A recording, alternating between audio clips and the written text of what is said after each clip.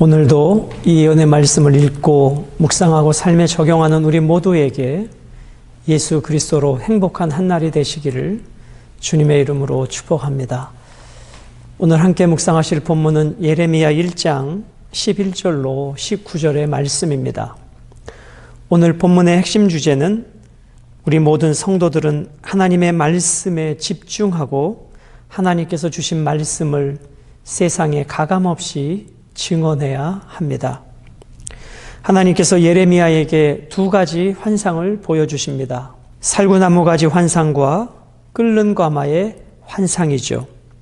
하나님께서는 북방 왕국들을 불러 예루살렘과 유다 모든 성읍들을 치시며 그들이 우상 숭배한 죄악을 심판하실 것입니다.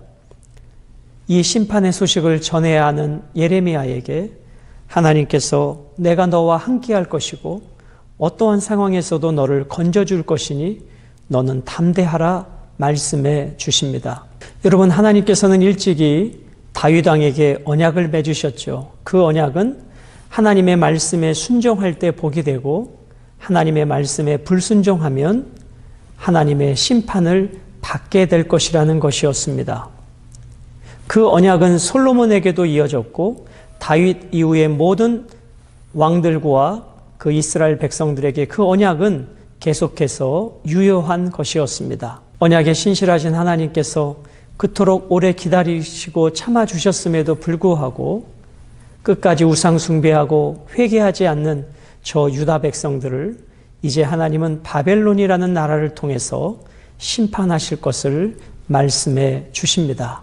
오늘 이러한 시대적인 배경들을 우리가 기억하면서 우리 자신도 하나님께서 기다려 주실 때, 참아 주실 때, 그리고 하나님의 말씀을 듣든지 아니 듣든지 사람의 귀를 즐겁게 하는 자가 아니라 하나님께서 보여주신 그대로 담대하게 증언하는 삶을 저와 우리 모두는 살아가야 할 것입니다.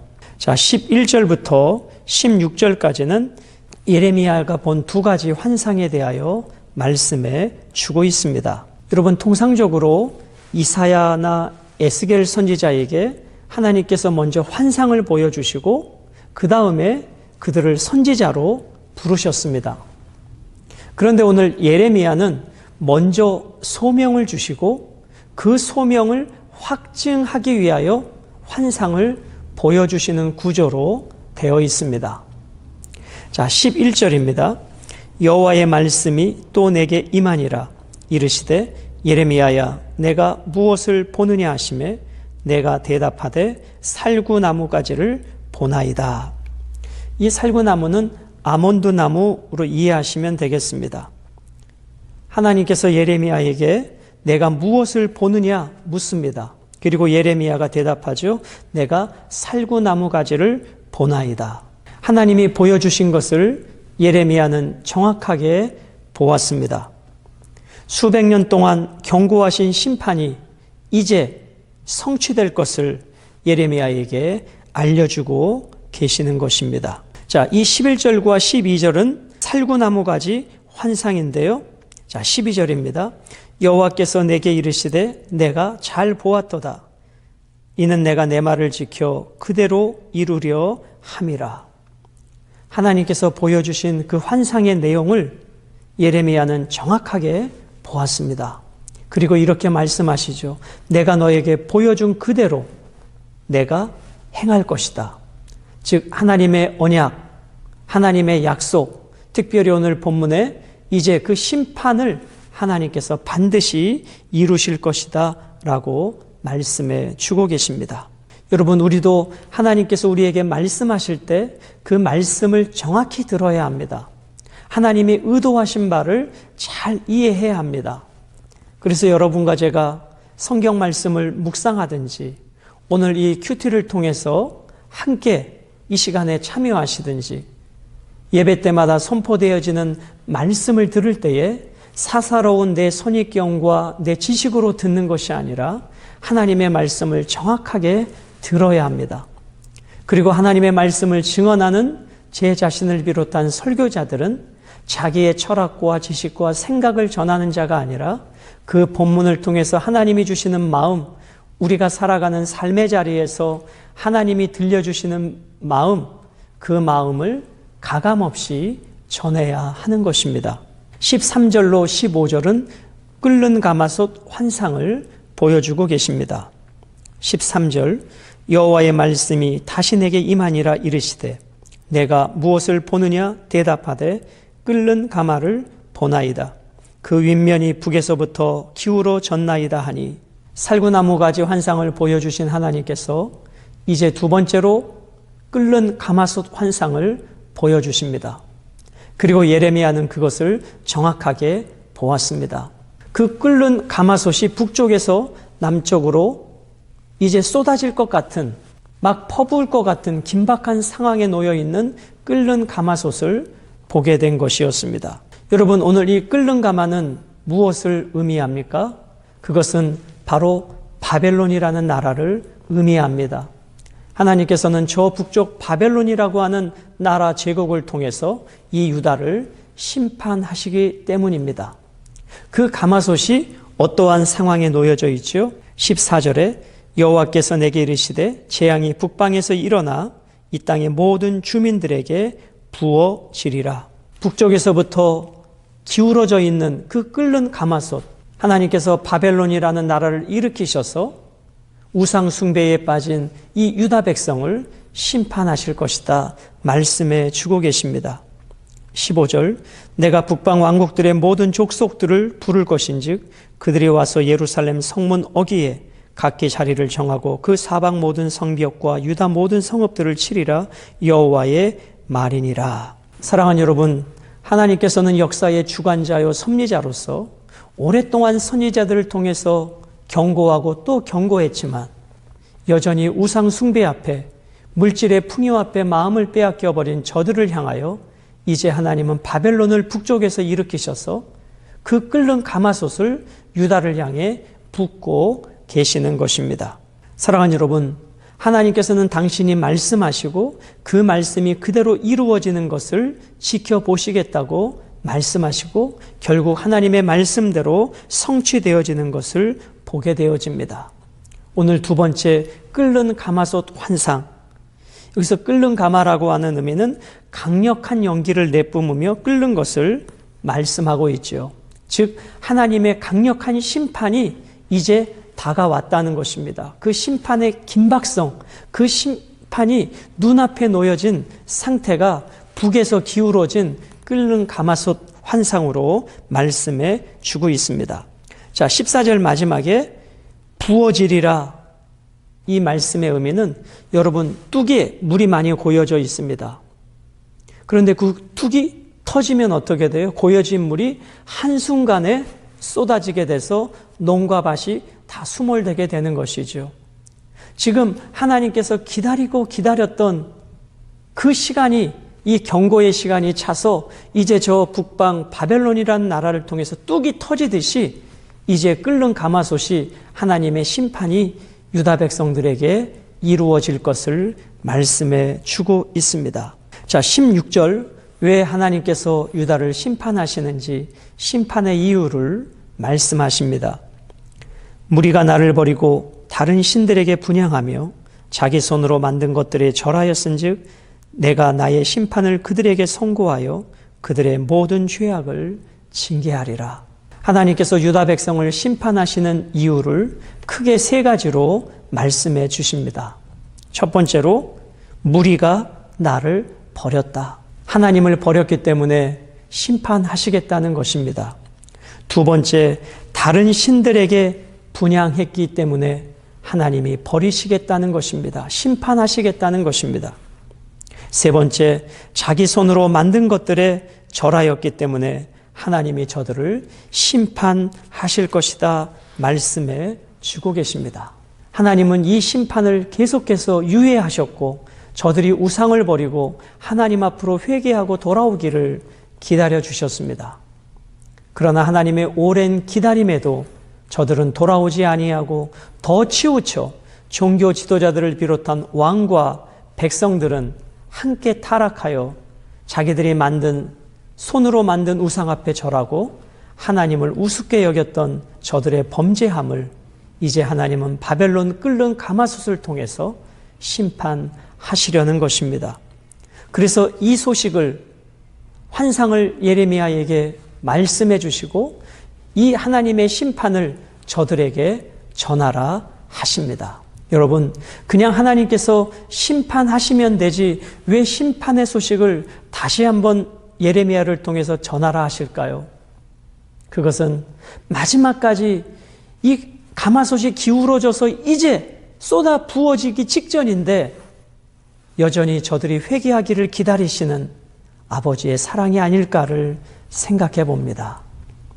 사랑하는 여러분, 끝까지 회개하기를 기다리시는 아버지, 여러분 그 아버지의 마음을 알아 우리가 혹 하나님을 떠나 세상 가운데 있다면, 하나님을 떠나 세상으로 점점 들어가고 있다면 우리는 다시 아버지 앞으로 돌아가는 터닝 포인트가 오늘 이 말씀 묵상이 되었으면 좋겠습니다.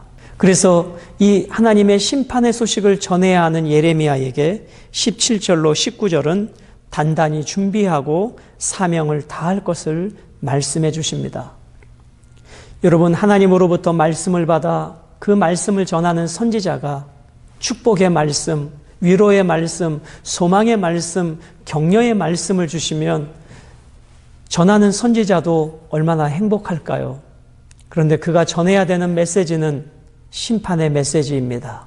누가 이 심판의 메시지를 전하고 싶을까요? 더군다나 저 북쪽 이방민족 바벨론을 통해서 하나님의 백성들을 심판하시겠다는 소식을 유다 백성들이 즐겨 들을 만한 내용이 아닌 것이지요. 그래서 이 심판의 소식을 전할 때 유다 사람들은 이 예레미야를 조롱하고 핍박할 것입니다.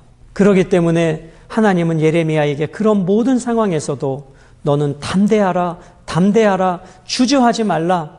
저들로부터 내가 너를 지켜줄 것이니 너는 이 심판의 소식을 전하라는 것입니다. 하나님께서 전하라는 이 말씀은 심판의 소식이고 이제 예레미야는 환상 가운데 분명히 들었습니다. 그러면 예레미야는 이제 무엇이 필요할까요? 하나님의 말씀대로 순종하는 순종이 필요합니다. 요나처럼 다시스로 도망가는 인생이 아니라 하나님께서 전하라고 하는 그 한복판에 들어가서 가감없이 하나님의 말씀을 증언해야 합니다. 상황과 환경은 나에게 불리하고 나에게도 수많은 핍박과 위험이 도사려지는 삶의 자리지만 하나님이 그렇게 하라 하시면 우리는 그 길을 걸어가는 것이 이 말씀 앞에 반응하는 우리의 반응이어야 할 것입니다. 17절입니다. 그러므로 너는 내 허리를 동이고 일어나 내가 내게 명령한 바를 다 그들에게 말하라. 그들 때문에 두려워하지 말라. 내가 그들 앞에서 두려움을 당하지 않게 하리라. 사랑하는 여러분, 저들이 싫어하는 메시지, 저들이 귀를 막고 싶어하는 메시지, 저들이 돌을 들어 치려하는 그 메시지, 그 심판의 메시지를 예레미야는 전해야 합니다. 끓는 가마솥이 이제 쏟아 부을 것을 생각하니 예레미야는 너무나 가슴 아픕니다. 그래서 예레미야는 눈물의 선지자입니다. 이 사명을 감당하기 위해서 예레미야에게 17절에 무엇을 요구하십니까? 마음을 강하게 하고 허리를 동일하고 말씀해 주고 계십니다. 그럼에도 불구하고 너는 타협하지 말고 하나님의 말씀을 그대로 전하라고 말씀하십니다. 18절, 보라, 내가 오늘 너를 그 온 땅과 유다 왕들과 그 지도자들과 그 제사장들과 그 땅 백성 앞에 견고한 성읍, 쇠기 등 노성벽이 되게 하였은즉. 이제 예레미야는 예전의 예레미야가 아닙니다. 이 사명 앞에 예레미야를 쓰시기 위해서 하나님은 예레미야에게 세 가지를 말씀하십니다. 너를 그 백성들 앞에, 제사장들 앞에, 왕들과 지도자들 앞에 견고한 성읍이 되게 하실 거다. 쇠기둥이 되게 할 것이다. 노성벽이 되게 할 것이다. 그러니 너는 두려워하지 말라. 담대하라. 가감없이 이 심판의 소식을 전하라는 것입니다. 19절, 그들이 너를 치나 너를 이기지 못하리니 이는 내가 너와 함께하여 너를 구원할 것임이니라. 여호와의 말이니라. 하나님의 사명을 감당하는 길이 평안한 길은 아니었습니다. 순탄한 길은 아니었습니다. 역경과 고난이 있는 길이었습니다. 그런데 분명한 것은 고난이 없는 것이 아니라, 핍박이 없는 것이 아니라 고난과 핍박 속에서 하나님이 지켜주시겠다는 것입니다. 여러분, 신앙생활은 폭풍우가 없으면 좋겠지만 폭풍우가 온다 할지라도 그 폭풍우 가운데 당신의 자녀들을 지키시고 보호하시는 하나님이시기에 폭풍우를 두려워할 필요가 없는 것입니다. 여러분, 오늘 우리는 이 말씀을 통해서 하나님이 어떠한 분인가를 묵상해 봅니다. 하나님은 당신이 선택한 자, 당신이 쓰시고자 하는 자를 어떻게 하셔요? 새롭게 하시고 그 사명을 감당할 만한 힘을 주시는 분이십니다. 그리고 하나님의 약속은, 하나님의 언약은, 하나님의 말씀은 반드시 성취하시는 분이신 것입니다. 그러므로 오늘 우리는 이 말씀 앞에 어떻게 반응하고 적용해야 할까요? 설교자인 저는, 목사인 저는 하나님의 말씀을 가감없이 증언해야 하는 결단이 필요합니다. 우리들의 눈과 귀를 즐겁게 해주는 달콤한 입술의 말이 아니라 때로는 위로와 격려의 말씀이지만 때로는 우리의 죄악을 드러내는 말씀이라 할지라도 가감없이 전해야 하는 결단성이 제 자신에게 있어야 하는 것입니다. 그러므로 설교는 사람의 귀를 즐겁게 하는 자가 아니라 하나님의 뜻을 전해야 하는 자이기에 저와 우리 모두는 말씀 앞에 주님 말씀하여 주옵소서 종이 듣겠나이다. 그러한 자세로 저는 말씀을 받고 묵상하고 전하고 우리 모든 성도들도 그 마음으로 말씀 앞에 서야 할 것입니다. 하나님께서는 우리에게 사명만 주시는 것이 아니라 노성벽이 되게 하실 것입니다. 힘을 주시겠다는 것입니다. 그러므로 여러분, 두려워하지 말고 염려하지 말고 내게 어떠한 사명이 주어질 때 내 힘으로 하는 것이 아니라 나를 새롭게 하시고 그것을 감당하도록 하나님이 힘을 주시기에 감당하게 될 것입니다. 끝으로 상황과 환경을 보지 말고 하나님을 신뢰해야 합니다. 마치 베드로가 주님을 보고 물 위를 바다 위를 걸었지만 풍랑을 보고 두려워 바다에 빠졌던 것처럼 우리 앞에 풍랑이 동일하게 일어나지만 주님을 바라보면 능히 우리는 바다 위를 걷게 될 것입니다. 그리고 그 가운데 하나님이 지키시고 보호하시는 것을 경험하게 될 것입니다. 오늘 말씀을 이렇게 묵상하겠습니다. 오늘 끓는 가마솥이 있기까지 하나님은 오랜 기간을 참아 주셨습니다. 어쩌면 여러분과 저도 그렇게 하나님이 오랫동안 기다려 주시고 참아 주셨을 수도 있다는 것입니다. 그러나 아직까지 예레미야를 통해서 이 심판을 선포하라고 하시는 그 아버지의 마음의 의도는 끓는 가마솥이 이제 쏟아지려고 하고 있지만 그 마지막 쏟아지기 직전이라도 우리가 회개한다면, 하나님 앞에 돌아간다면, 우상 숭배를 버린다면, 만몬주의의 삶을 떠난다면 하나님께서는 끓는 가마솥을 멈추시고 우리를 다시 회복시켜 주실 것입니다.